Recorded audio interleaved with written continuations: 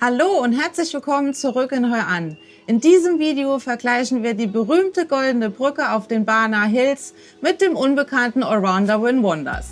Das Video ist eine Entscheidungshilfe für alle, die in Hoi An oder Da Nang Urlaub machen.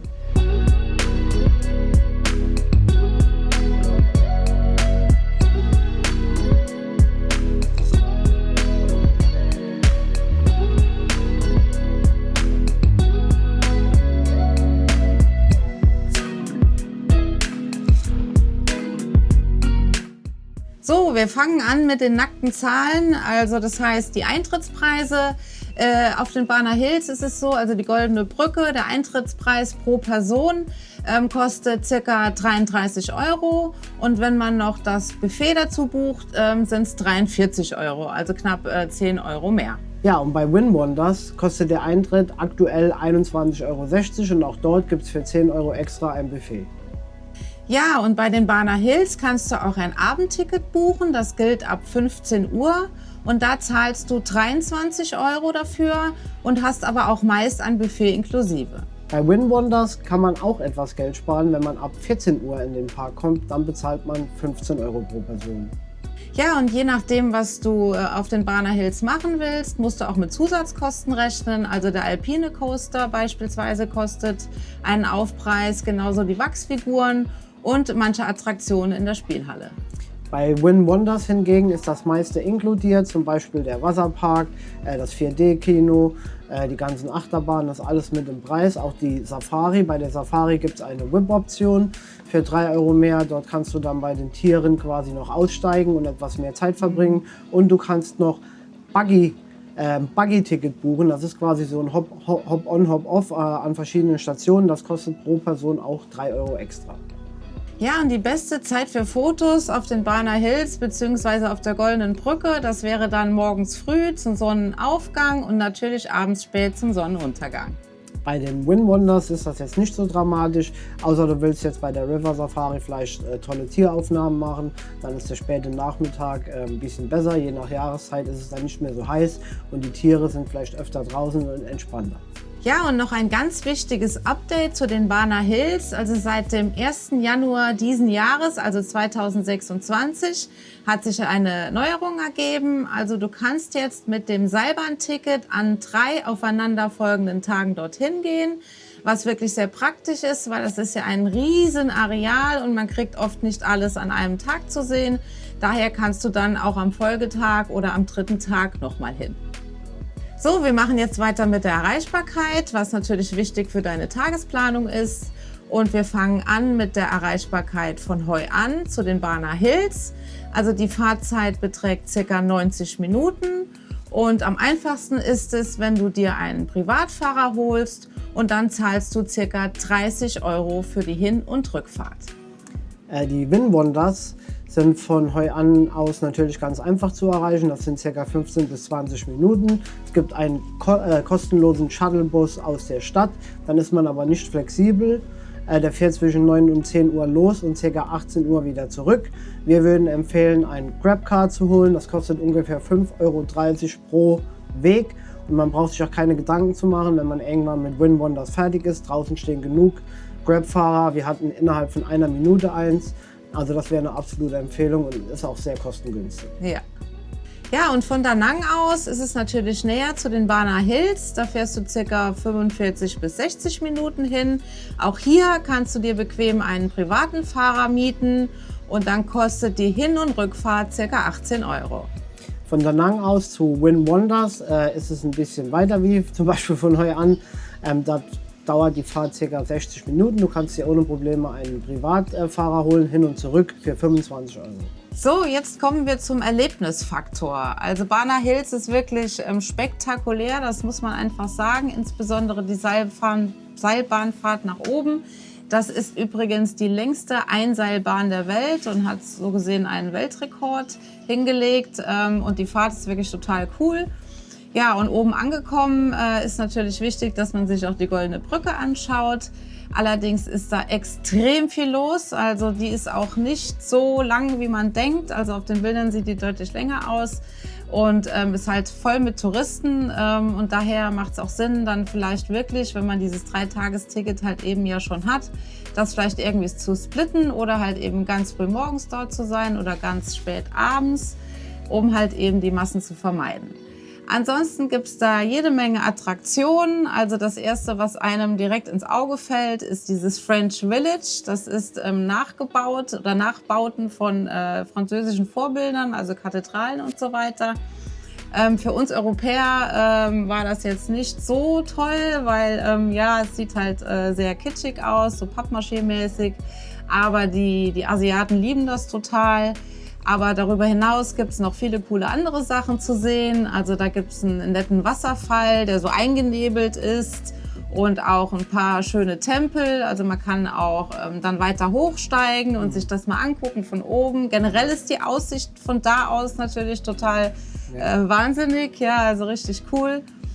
Ja, und was will ich noch sagen? Also es gibt dann noch ja, andere Aktivitäten, wie zum Beispiel mit diesem Rollercoaster noch zu fahren oder in eine Spielhalle zu gehen. Oder was hab ich irgendwas vergessen? Ja, also in der Spielhalle gibt es noch einen kleinen Freefall Tower. Ach so, ja. Dann, was uns sehr gut gefallen hat, war die Bierbrauerei. Stimmt. Gibt es eine Bierbrauerei nach europäischem Vorbild. Ja, und wir hatten da auch Gutscheine für 2 Biere. Die Biere waren jetzt nicht die besten, aber hat trotzdem Spaß gemacht. Und vor der Brauerei, ja, da ist so ein großer Platz und da war eine Bühne aufgebaut und da war tatsächlich eine original bayerische Blasmusikkapelle, die da wirklich richtig Gaudi gemacht haben und wir fanden es lustig und die Asiaten haben es total gefeiert, die haben auf den Bänken gestanden quasi.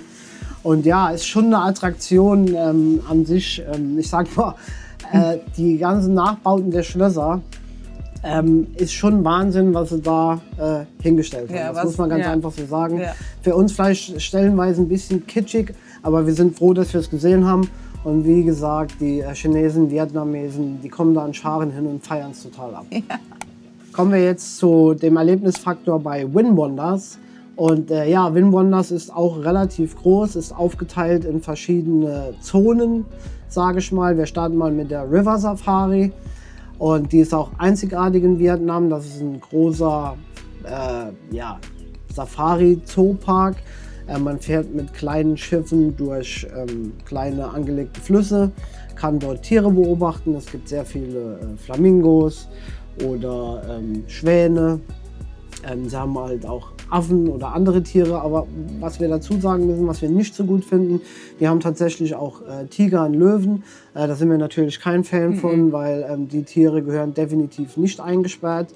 Aber in Asien, ja, da sehen die Leute das vielleicht noch etwas anders.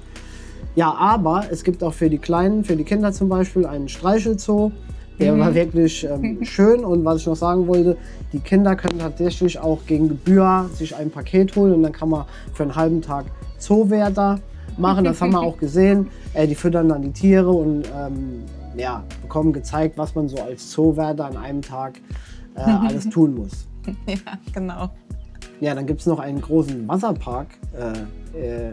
Der Aquapark, gell? Der Aquapark, der ist wirklich riesig mit ganz vielen Wasserrutschen oder ein riesig großes Schwimmbecken mit Sand.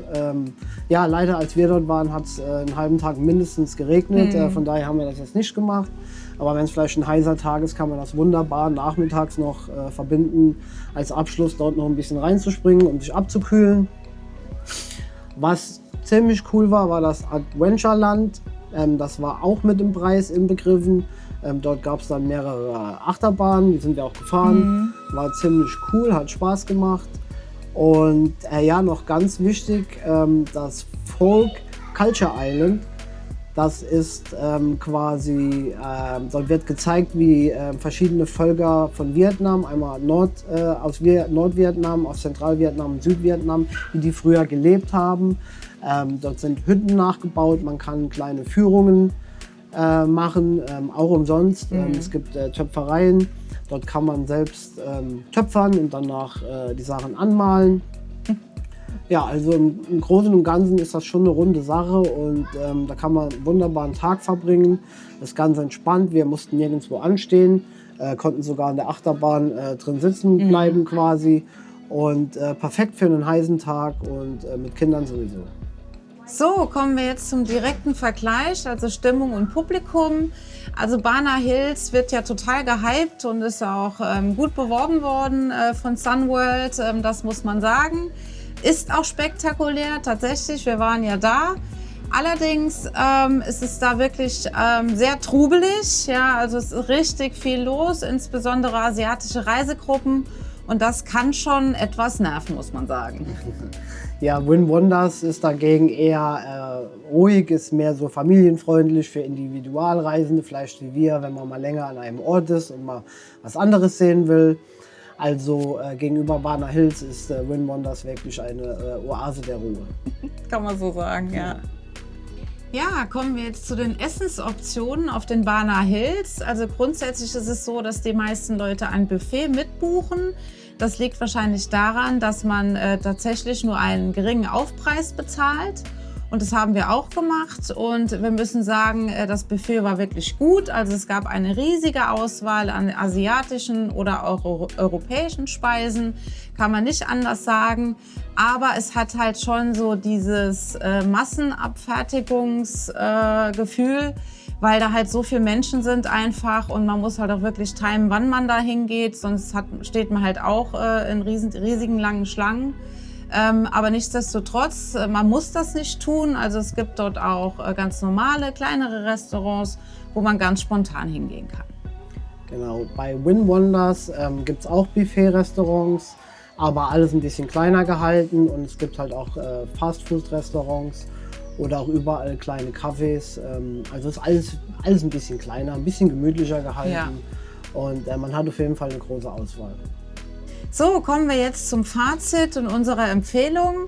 Also ich würde mal sagen, wenn du Erstbesucher bist und in Da Nang oder Hoi An Urlaub machst, dann würden wir wahrscheinlich schon Barna Hills empfehlen. Das ist halt einfach die spektakulärere Geschichte. Also mit der Seilbahn an sich schon und die Aussicht da oben und die Goldene Brücke. Allerdings muss man sagen, das perfekte Foto wirst du nicht schießen können, wenn du zur High Season oder zu schlechten Zeiten dorthin kommst. Also wenn du wirklich ein gutes Foto mit wenig Menschen haben möchtest, dann musst du wirklich ganz früh morgens oder spät abends dort sein. Ja, wenn du allerdings die Ruhe bevorzugst und die kurze Anreise aus Hoi An zum Beispiel und auch vielleicht Kinder hast und nicht so lange anstehen willst, Tiere magst, gerne in den Wasserpark gehst und Achterbahnen fährst, dann würden wir dir aber auf jeden Fall Win Wonders empfehlen. Ja, und wir hoffen, dass wir dir eine gute Entscheidungshilfe geben konnten. Es muss nämlich nicht immer Barna Hills sein, also Win Wonders hat auch seine Vorzüge. Und das Video, was wir letztes Jahr gemacht haben, das verlinken wir dir auch am Schluss. Und wir hoffen, dir hat das Video gefallen und freuen uns über einen Kommentar, einen Daumen nach oben und natürlich auf dein Abo. Ja, vielen Dank fürs Zuschauen. Wir sehen uns beim nächsten Mal. Mach's gut, bis dann und ciao. Ciao, ciao.